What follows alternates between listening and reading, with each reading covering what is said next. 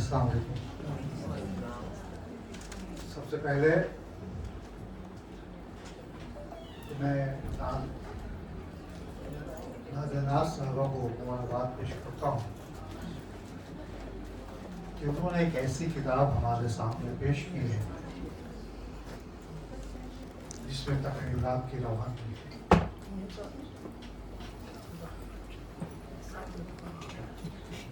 اس کتاب میں جہاں حمد ہیں، نعت ہیں، جہاں غزلیں ہیں اور نظمیں، تو ایسا محسوس ہوتا ہے کہ بالخصوص غزلوں کے مطالعے کے بعد میں نے شدت سے محسوس کیا کہ ناظرہ ناز صاحبہ نے کئی بحروں کا استعمال کیا ہے.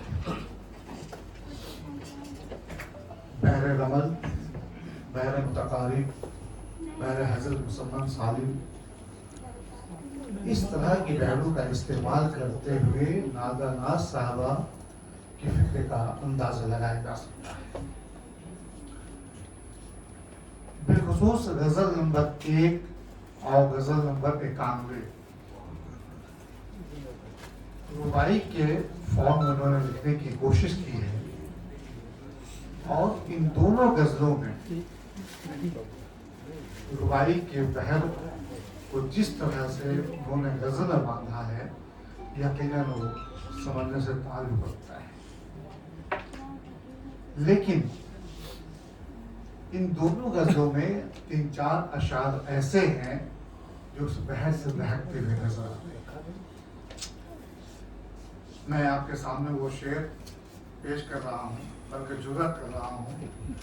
یہاں حلیم صابری صاحب ہیں اور انجم عظیم آبادی صاحب ہیں، شنواز شبلی صاحب ہیں. میں نیچے بیٹھے ہوں تمام شعراء کا نام لے کر کے جو ہے کسی ایک کا بھی نام چھوڑ گیا تو پتہ نہیں فاروقی کی زبان میں کہ آپ نے میرا نام نہیں لیا تو وغیرہ وغیرہ میں شمار کر لیا.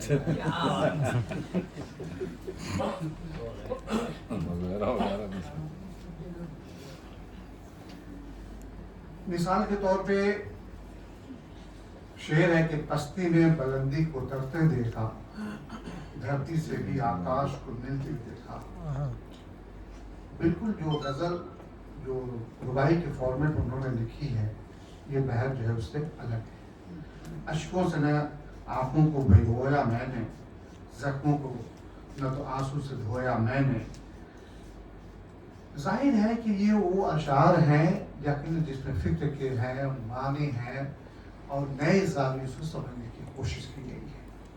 نیز انہوں نے یہ شعر جب کہا کہ کل شاہ جو تھا آج نظر آیا فقیر، تقدیر کا یہ کھیل بھی ہوتے دیکھا، کھلنے لگے ہونٹوں پہ مسرت کے کمل، جذبات کو جب شعر میں ڈھلتے دیکھا، سوئی ہوئی جو تھی میری تقدیر صنم، تدبیر سے قسمت کو جگایا میں نے. اور یہ شعر دیکھیے کہ راہوں میں تیرے کانٹے جو تھے بکھرے ہوئے، خود اپنے ہی پلکوں سے اٹھایا میں نے. یہ اور بات ہے کہ شعر جو ہے بالکل رباعی کے فارمیٹ میں نہیں دوسری بحر میں ہے، باوجود اس کے ان تمام اشعار میں جو خیالات کا تنوع ہے، جو بہاؤ ہے، جو روانی ہے، یہ تمام چیزیں ناظرہ ناز کو ان شعراء میں شامل کرتی ہیں جس کی وہ مستحق ہے. اس کے علاوہ میں نے یہ بھی محسوس کیا ہے کہ ناظرہ ناز کے تخیلات معنی کے نئے زاویے اور اظہار کے نئے انداز سے متصف نظر آتے ہیں، جن میں روایت کے مثبت عناصر بھی ہیں، اصلی آگہی کا خوبصورت امتزاج بھی ہے. اور ایسا لگتا ہے کہ شاعرہ جو ہے ان تمام چیزوں کو محسوس کرتی ہے، اور ان تمام چیزوں کو محسوس کرتے ہوئے کہا جا سکتا ہے کہ ناظرہ ناز جذبات احساسات کی شاعرہ ہے.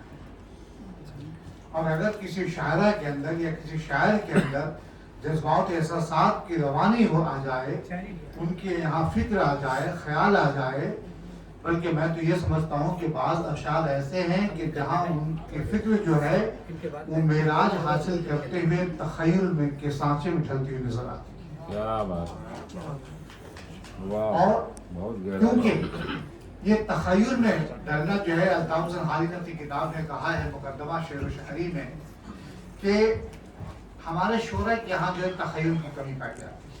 آپ حضرات جو ہے باشعور ہیں، بصیرت والے ہیں. نادر ناز کے یہاں بھی بصیرت ہے اور بصارت،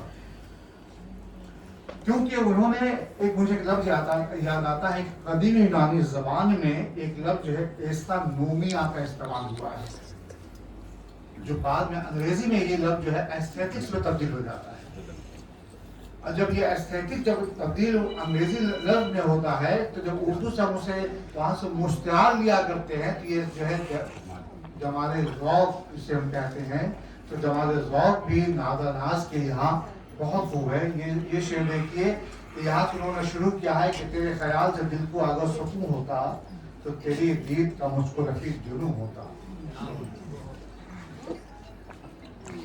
اور اس اعتراف کے بعد یہ کہنے کو جی چاہتا ہے کہ نادر ناز کی شاعری جو ہے آمد کی ہے، آمد کی نہیں. اب اگر شاعری آمد کی ہوتی ہے تو اس میں دریا جیسی روانی ہوتی ہے، اس بتوں جیسا حسن ہوتا ہے، شراب جیسی مستی ہوتی ہے.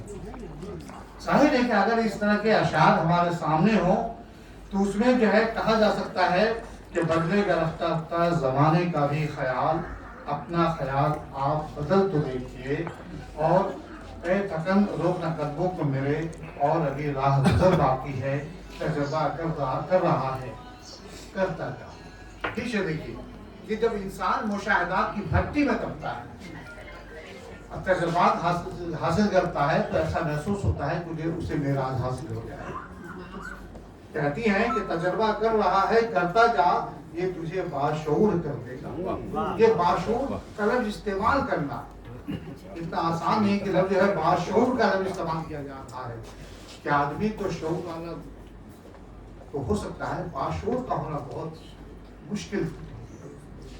اور اس طرح کے شعر کا کہنا جو ہے یقیناً اگر کسی اچھے شاعر کے سامنے بیٹھ کر زامن تلمس کو کوئی طے نہیں کرتا تو اچھی شاعری نہیں کر سکتا ہے. لہذا اور دو شعر سنیے کہ کر دیا دولت نے خونی رشتوں کو پامال آج. مجھے ایک شعر یاد آ رہا ہے واقعی صاحب کہ اتنا چپ چاپ رشتے پہ زوال آیا تھا، اتنا چپ چاپ رشتے پہ زوال آیا تھا، دل ہی رویا تھا نہ چہرے پہ ملال آیا تھا. تو نادر ناز کہتی ہیں کہ کر دیا دولت نے خونی رشتوں کو پامال آج، بیٹے کے پیروں کے نیچے باپ کی دستار ہے. یہ شعر دیکھیے کہاں سے، ارے جو یہ شعر اکثر میں دہراتا رہتا ہوں کہ اتنا چپ چاپ رشتے پہ زوال آیا تھا، کہ رشتے کا پہ زوال آ گیا. آج آپ غور کیجیے اپنے سماج میں، اپنے معاشرے میں، اپنے خاندان میں کہ رشتے پہ زوال آ گیا ہے.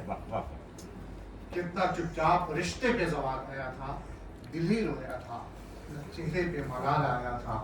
تو نادر ناز وہاں سے میں سمجھتا ہوں، ممکن ہے کہ میں غلط بھی ہوں، میں سمجھتا ہوں کہ وہاں سے بہت ممکن ہے کہ مستعار لیا ہوگا.